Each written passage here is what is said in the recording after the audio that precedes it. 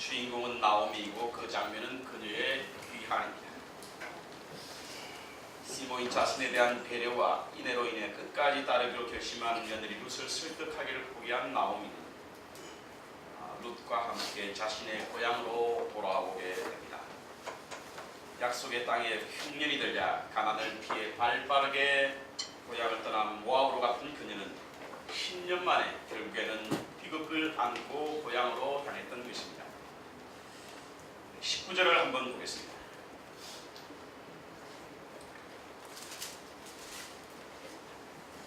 이에 그 두 사람이 행하여 베들레헴까지 이르니라. 베들레헴에 이를 때에 온 성읍이 그들을 인하여 떠들며 이르기를 이가 나오미냐 하는지라. 고향 땅인 베들레헴에 도착할 무렵 온 마을이 떠들썩했다라고 말씀하고 있고요. 그것을 한마디로 이가 나오미냐라고 요약했습니다. 이가 나오미냐라고 하는 말 한마디에는 수많은 질문이 담겨 있을 것으로 보고 있습니다. 왜냐하면 그녀의 겪었던 비극적인 상황이 그녀의 모습 속에 고스란히 담겨져 있었기 때문인 것입니다. 이 때문에 나오미는 자신을 저주하듯 탄식하는 마음으로 나로 나오미, 기쁨, 즐거움이라고 칭하지 마라, 쓰고 괴롭다라고 칭하라라고 말합니다.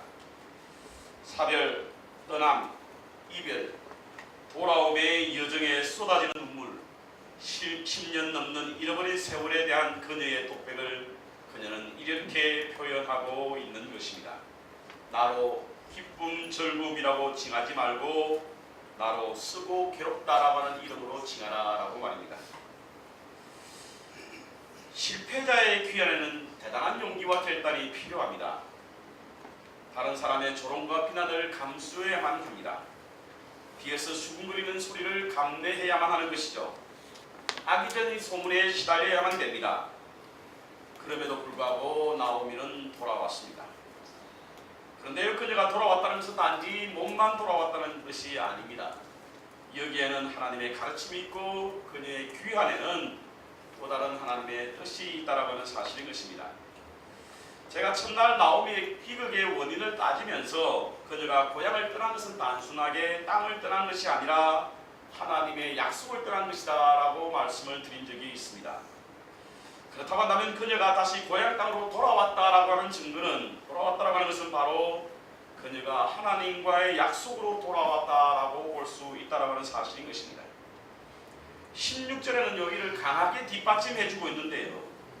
룻이 시어머니인 나오미를 따르면서 한 맹세 가운데에 어머니의 하나님이 되고 어머니의 하나님이 나의 하나님이 될 것입니다 라고 결단했던 내용입니다. 이 말은 무엇을 의미하는 것입니까, 여러분?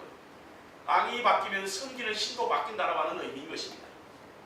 모압 땅에서 모압의 신을 섬겼던 룻은 땅이 바뀌는 약속의 땅으로 가므로 말미암아 그는 섬겼던 그 신이 바뀌게 될 것을 강하게 암시해 주고 있는데요. 그래서 나오미가 모압을 떠나 약속의 땅이었던 베들레헴으로 갔다라고 하는 의미는 바로 그가 그동안 하나님과 떨어져 있던 약속에서 다시금 약속으로 돌아왔다라고 볼 수가 있는 것입니다.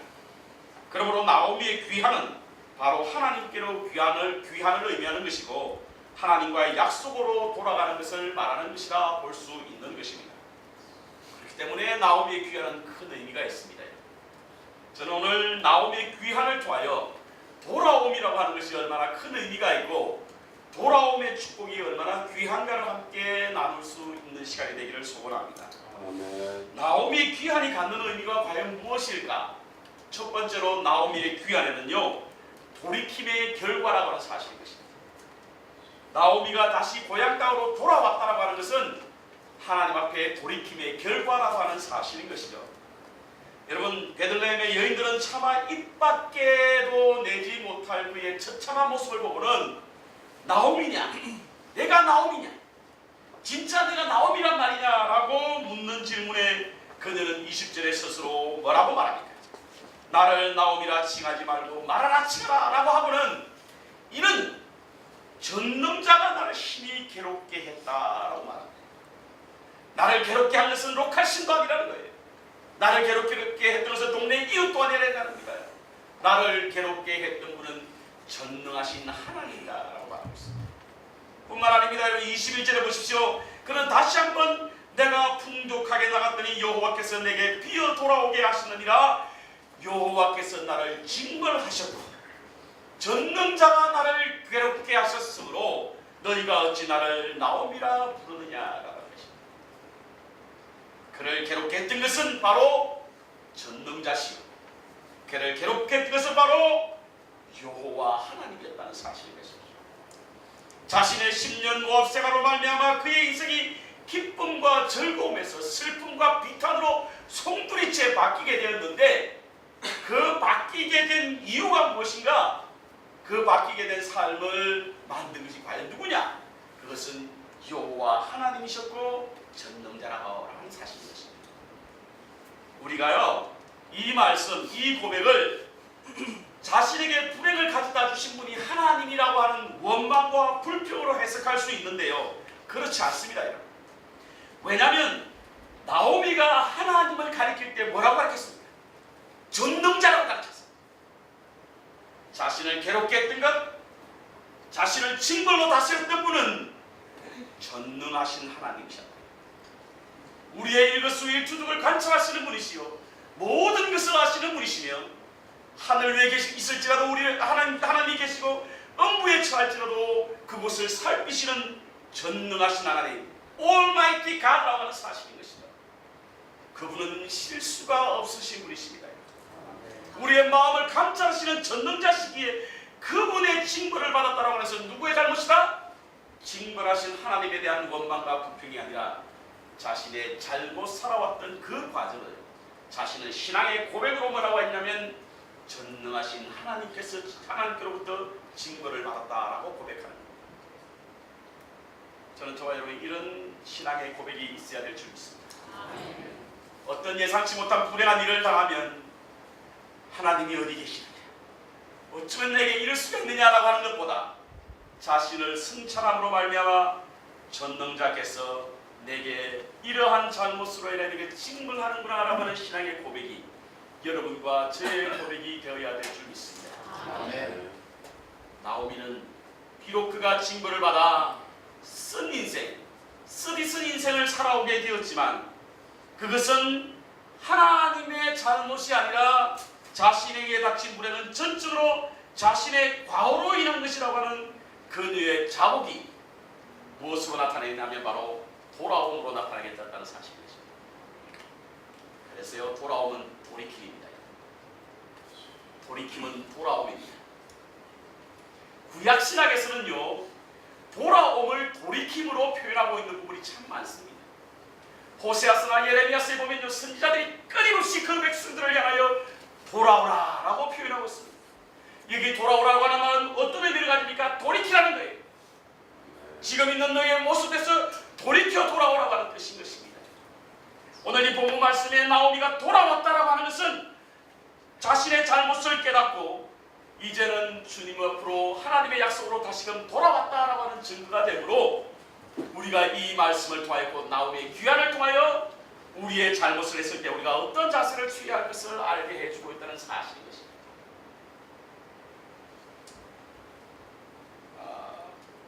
제가 소개했던 적이 있습니다. 마지막 강의로 우리에게 잘 알려진 카네기 멜론 대학의 교수였던 랜디 포시라고 하는 교수예요. 최장암으로 곧 죽음을 맞이하게 되었지만 그는 희망을 강의했던 마지막 강의의 주인공이었던 랜디 포시 교수는요, 죽기 얼마 전에 오프라 윈프리의 쇼에 나와가지고 꿈을 이루는 자가 어떤 자인가라고 하는 강의를 하게 되었는데요. 꿈을 이루는 자는 여러 가지 많은 그런 어떤 자세가 태도가 있어야 되지만 특별히 무엇인가 잘못했을 때에 가져야 하는 태도, 곧 올바른 사과가 어떤 것인가에 대하여 그런 강의를 했습니다. 우리가 어떤 일을 잘못했을 때 어떻게 하는 것이 올바른 사과인가를 알게 해주고 깨닫게 해주고 가르치는 강의라고 저는 생각합니다. 무엇을 잘못했을지 우리가 맨 처음에 해야 할 일이 무엇입니까? 미안합니다 라고 하는 소리입니다. 미안합니다. 우리 이웃과 한번 해볼까요? 미안합니다. 미안합니다. 미안한 일이 없기 때문에 미안하다고 말하기가 좀 불편하실지 몰라도 여러분 어떤 일을 잘못했을 때는 미안하다라고 말할 수 있는 용기가 우리에게 필요합니다. 두 번째 우리가 해야 될 자세는 나의 잘못입니다. 시작. 나의 잘못입니다. 죽었다 깨어나도 내 잘못 이야기 안 하죠. 죽어도 안 하는 분이 있습니다. 마지막으로 그럼 우리가 어떻게 바로 잡을 수 있을까요? 어떻게 바로 잡았으면 좋겠습니까? 이거기까지가 사과입니다. 사과. 근데 우리는 미안하다 한마디 말로 끝나잖아요. 그리고 그 잘못을 계속 이어가지 않습니다. 그러면서 하는 이야기가 미안하다 말만 하면 되지. 뭘 그렇게 따지냐. 내가 미안하다고 했잖아. 여전히 같은 태도로 가죠. 랜디 포시 교수는 자기가 일생을 살아오면서 꿈을 이룬, 여러분 카네기 멜론대 교수라고 대단한 꿈을 이룬 사람입니다. 월트 디즈니에서 그런 아주 뛰어난 그런 어떤 수석으로 있었던 사람 아닙니까? 그 사람이 자기가 꿈을 이루게 되었던 것은 자기도 인생 중에 많은 과오와 실수가 있었다는 거예요. 그럴 때마다 그는 올바른 사과를 했는데 어떤 사과를 했다? 미안합니다. 나의 잘못입니다. 그러면 어떻게 바로 잡을까요? 여기까지가 우리가 갖춰야 할 온전한 사과의 태도라고 하는 거예요. 그런데 두 가지는 잘 안 돼요. 미안합니다. 내 잘못입니다. 그런데 어떻게 바로 잡을까요? 여러분 우리는 잘 못한다는 거예요. 여러분 나오미는요 자신이 약속의 땅을 떠난 잘못을 했습니다. 하나님 앞에 미안하다고 했습니다. 자신의 잘못을 고백했습니다. 그런데 어떻게 바로 잡을까요? 바로 잡는 방법은 그 자리에서 떠나 돌아옴이라고 하는 사실인 것입니다. 그는 돌아옴으로 말미암아 자신의 잘못을 그는 바로 고쳐 잡았다라고 하는 사실인 것입니다. 여러분 누가복음 15장에 나오는 탕자의 비유는 어떻습니까? 그도 돌아왔죠. 그런데 언제 돌아왔습니까? 그는 돌아올 때 스스로 고백하기를 누가복음 15장 8절에 내가 하나님과 아버지께 죄를 범하였으므로 그 스스로 자신이 죄인이라고 사실 깨닫고 자신의 잘못을 알고 난 이후에 그는 비로소 돌아올 수 있게 되었고 돌아올 수 있었던 것은 바로 그의 잘못을 깨달음으로 말미암아 돌아오는 것 자신의 돌이킴의 열매라고 하는 사실인 것입니다. 그렇습니다. 우리가 어떤 일에 잘못 하나님 앞에 잘못했을 때에 우리는 돌아올 수 있는 용기가 필요한 줄 믿습니다. 그것이 진정한 온전한 하나님으로께로 향하는 우리의 귀환이라고 하는 사실인 것이죠. 두 번째 귀환이라고 하는 것은요. 나오미의 귀환은 궁핍에서 풍요로 가는 것입니다. 가난함에서 부요로 가는 것입니다. 오늘 여기 21절에 우리가 다시 읽어보겠습니다. 21절에 뭐라고 기록하고 있습니까? 내가 풍족하게 나갔더니 여호와께서 나로 비어 돌아오게 하셨느니라. 이 말은요 그가 약속의 땅에 있을 때는 풍족했다는 것이죠. 그런데 돌아올 때는 비어 돌아왔다라고 하는 것은 모압 땅에서는 깡통으로 그가 잃어버렸다. 남편도 이렇습니다. 자식도 이렇습니다. 그의 재산도 이렇습니다. 무엇을 말합니까요? 약속의 땅에 있는 것은 풍요이고 약속의 땅에 떠나 있을 때는 그는 궁핍이었다라고 하는 사실인 것입니다. 여러분 하나님의 나라에 있는 것은 풍요를 누리는 것이라는 사실을 기억해야 될 줄 믿습니다. 특별히 1장 6절에 보니까요 나오미가 돌아오게 됐던 것을 이렇게 말하고 있습니다. 그가 모압 지방에 있어 여호와께서 자기 백성을 금구하사 그들에게 양식을 주셨다 함을 듣고 권고했다라고 하는 말은 뭡니까? 권고했다라는 말은 돌아보았다는 뜻이거든요. 여호와께서 약속의 땅에 있는 그들의 백성 하나님이 통치하는 그 나라의 백성들에게는 그들을 돌보셔서 그들을 풍족하게 해주었다는 겁니다. 그런데 모압 땅은 안 그렇다네요. 무엇을 의미합니까 여러분? 하나님의 약속의 땅은 풍요가 있고 왜? 하나님이 권고하셔서 하나님이 돌보셔서 풍요함이 있었지만 모압 땅에는 그렇지 않았다라고 하는 사실인 것입니다. 그러므로 모압 땅에서 떠나서 하나님의 약속의 땅으로 돌아오면요 바로 궁핍에서 떠나서 풍요로 가는 길임을 기억해야 될 줄 믿습니다. 하나님의 나라와 사단의 나라에 가장 극명하게 나눠지는 것이 뭔지 아십니까? 하나님의 나라는 풍요고 사단의 나라는 궁핍입니다. 그건 제 말이 아니라 성경에서 그렇게 말씀하고 있습니다. 창세기 2장에 보십시오. 에덴 동산이라고 하는 하나님의 나라는 어떤 나라였습니까? 그곳에는 각종 과실이 있고 동산 한가운데는 생명나무가 있고 그곳에는 그 옆에는 선악을 알게 하는 나무가 있다네요. 강이 에덴에서 발원해서 그 언덕을 지나서 네 줄기로 흘렀다고 합니다. 그야말로 생명강가가 흐르는 풍요하고 기름진 땅이 바로 하나님의 나라라는 거예요. 그런데 3장에 보니까 사단의 나라는 어떻습니까? 가시가 나고 엉켜있는 곳이 바로 가시등불과 엉겅퀴가 나라 있는 나라가 바로 사단의 나라입니다. 여러분, 엉겅퀴와 가시나무가 있는 저 땅은 어떤 땅입니까? 그야말로 풀 한 자락도 나무 한 그루도 자랄 수 없는 곳이 바로 가시나무와 엉겅퀴가 있는 곳 아닙니까? 그렇다고 한다면 하나님의 나라와 여러분 사단의 나라가 뭐가 다릅니까? 하나님의 나라는 풍요를 나타내는 것이고 사단의 나라는 가난과 궁핍을 나타내는 나라인 걸로 기억해야 될 줄 믿습니다. 사람들은요, 하나님의 통치를 벗어나면 잘 살 걸로 착각합니다. 하나님의 간섭도 없고 세상의 풍요와 함께 마음껏 자유를 누리며 잘 살 수 있다고 착각합니다. 그러나 그렇지 않습니다, 여러분. 왜냐하면 인간은 본질적으로 제한적인 존재이고 결핍성을 가지고 창조되었기 때문입니다. 그래서 하나님을 의존하고 그분의 보호와 그분의 능력과 자원을 공급받지 않을 살 수 없도록 하나님이 그렇게 만드셨다는 거예요. 그래서 하나님 나라에 있지 않고 사단의 나라에 있게 되면 결과적으로 우리는 궁핍을 경험할 수밖에 없다는 사실인 것입니다. 아무리 잘 살아도 여전히 부족한가 보다를 느끼는 바로 그 이유 때문에 아무리 넉넉하게 살고 아무리 권세를 누린다 할때도 우리 마음속에 만족함이 없는 이유는 바로 하나님의 나라에서 떠나 있는 사람들이 느끼는 결핍 때문이라는 사실을 기억해야 될 줄 믿습니다. 우리가 흔히 그런 말 하죠. 물고기가 물을 떠나 살 수 없다. 물고기가 물을 떠날 때는요, 잠시는 살 수 있어요. 이야, 물에서 매일 갇혀 있다가 물을 떠나니 얼마나 좋으나. 그러면서 물을 턱 떠나가지고 세상에서 잠깐은 파닥파닥거리고 있어요. 근데 이내 느끼는 것이 뭐죠? 물고기가 가쁘구나. 그래서 결과가 뭡니까? 죽음 아닙니까? 나무의 근원이 되는 나무는요, 땅에 묻혀 있을 때는 생명력을 가지고 그곳에 사시사철 푸름을 가질 수 있고 때를 따라 열매를 얻을 수 있습니다. 그런데요, 내가 나무라고 하는 자존심이 있지. 어떻게 땅의 근원의 간섭을 받아? 에이, 땅에서 벗어나. 뿌리가 뽑히는 순간 잠깐 살 수 있을지 몰라요. 잠깐은 좀 마음껏 자유를 누릴 수 있을지 모릅니다. 그러나 이내 그 나무는 말라져 죽어져 가는 겁니다. 그 결과는 뭡니까? 나무꾼이 와가지고 그 나무를 걷어가지고 어떻게 한다고요? 뗄까 못해요. 여러분과 제가 하나님의 나라를 벗어나는 순간 궁핍을 느낄 뿐만 아니라 결핍을 느낄 뿐만 아니라 결국에는 우리는 죄의 싹슨 사망, 곧 죽음으로 갈 수 있어요. 하나님의 나라에 벗어난 인생들은요, 애를 써서 살고 밤새 수고를 하여도 그 결과는 죽음이라고 하는 죄의 싹슨 사망이라고 하는 사실을 우리가 기억해야 될 줄 믿습니다. 누가복음 15장에 탕자는 어떻습니까? 아버지를 떠나면 좀 잘 살 줄 알았습니다. 아버지의 간섭도, 아버지가 가르치는 그 규칙도, 질서도 벗어나서 에이 내 마음대로 잘 살고, 그리고 아버지 재산을 가져갔으니 마음껏 투자하고, 그러면 자기는 잘 살 걸로 생각했습니다. 자신의 능력과 지혜를 한번 충분히 펼쳐서 잘 살 줄 알았는데 결과가 무엇입니까? 처음에는 좀 잘 살았는지 몰라.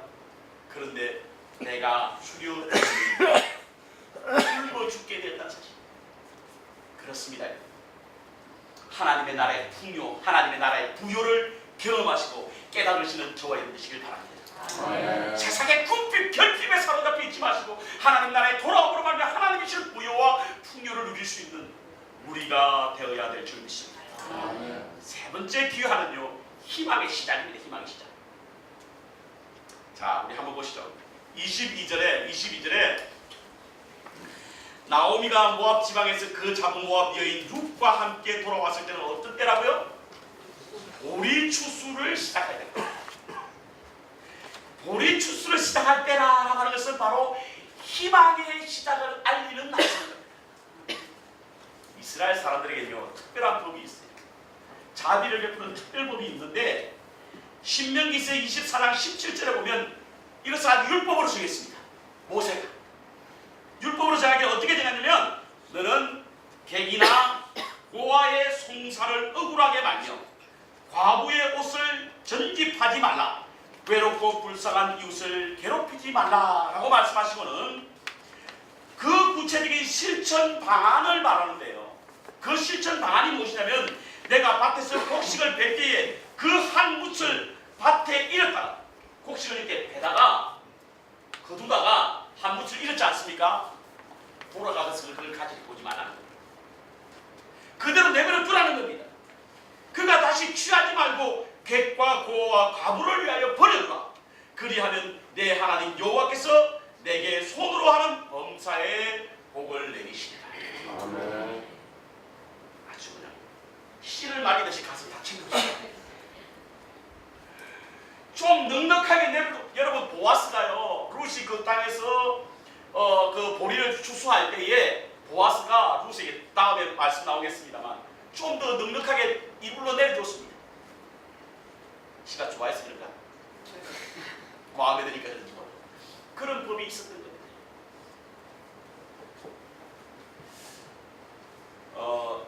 이 법을요 미국의 아이다호 주에서 시행을 했던 거 아세요, 여러분?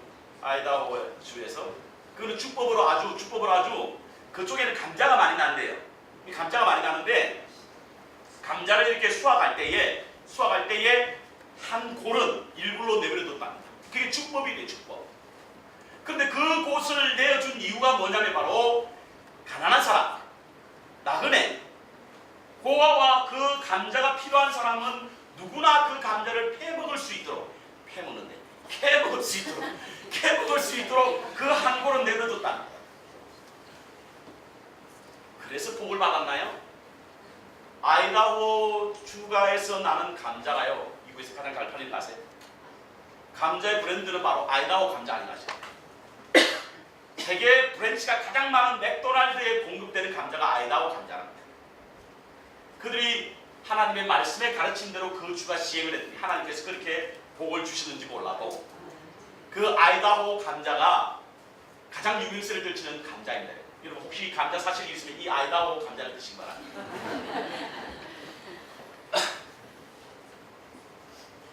여기 22절에 보리가 나는 때라고 하는 것은 바로 이와 같은 이유 때문에 보리가 나는 때에 보리를 추수할 그때는 추수를 하다가 사람들이 일굴로 떨어뜨려 놓았습니다. 그러면 가난한 자와 고아가 그것을 먹기 시작한 거예요. 굶어 죽는 사람들에게 희망이 무엇입니까? 바로 보리 추수 때라고 하는 사실입니다. 오늘 나오미와 룻이 바로 고향으로 돌아가는 그때는 무엇이냐? 그의 희망이 시작되었던 때라고 볼 수가 있는 것입니다. 여러분 우리가 하나님 앞으로 돌아올 때 그때 비로소 우리는 희망이 생기는 것인 줄 믿으시기 바랍니다. 네. 그럼 우리는 어떤가? 목사님, 저는 교회에서 열심히 봉사하고 섬기기 때문에 떠나 있는 사람이 아닌데 우리가 별반 상관없습니다.